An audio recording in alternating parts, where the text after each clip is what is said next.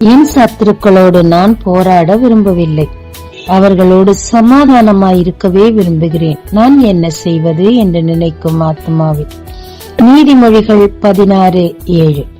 ஒருவனுடைய வழிகள் கர்த்தருக்கு பிரியமாயிருந்தால் அவனுடைய சத்துருக்களும் அவனோடு சமாதானமாகும்படி செய்வார். ஈசாக்கு விதை விதைத்த போதெல்லாம் நூறத்தனையான பலன் கிடைத்தது. கிணறு வெட்டிய போதெல்லாம் தண்ணீர் வந்தது.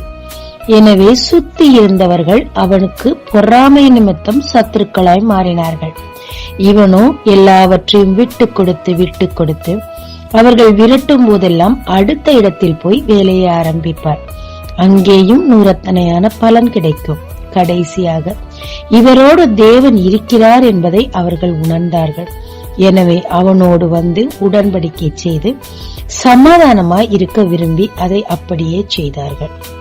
யோசேப்பு காரணம் இல்லாமல் பொறாமை நிமித்தம் சகோதரர்களால் பகைக்கப்பட்டிருந்தார்.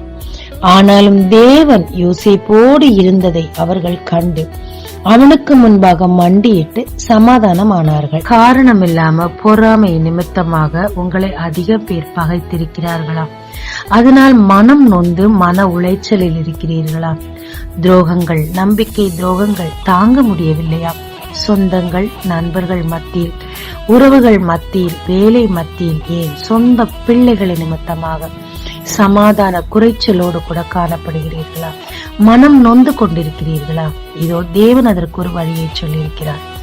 அவருடைய வழிகளில் நாம் பிரியமாயிருந்தால், அதன்படி நடந்தால், தேவன் சத்துருக்கள் அவர்களாகவே வந்து நம்மிடம் சமாதானமாகும்படி செய்வார் என்று சொல்லியிருக்கிறது. தேவனுக்கு பிரியமான வழி எது என்று ஆராய்ந்து அதன்படி நாம நடக்கலாங்க. கர்த்தர் சொல்றாரு, உங்களுடைய கவலையெல்லாம் என் மேல் வைத்து விடு என்று சொல்லி. உங்களுக்கு நடந்த துரோகத்தை நினைத்து நினைத்து அழுது புலம்பி மன உளைச்சலில் இருப்பதினால் பிரயோஜனம் என்ன? உங்கள் கவலைகளை அவர் மேல் வைத்து விடுங்க.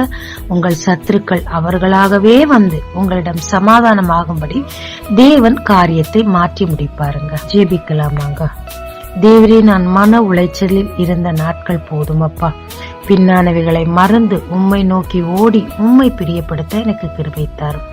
என் சத்துருக்கள் அவர்களாக வந்து என்னிடத்தில் சமாதானமாக கிருபை தாரும்.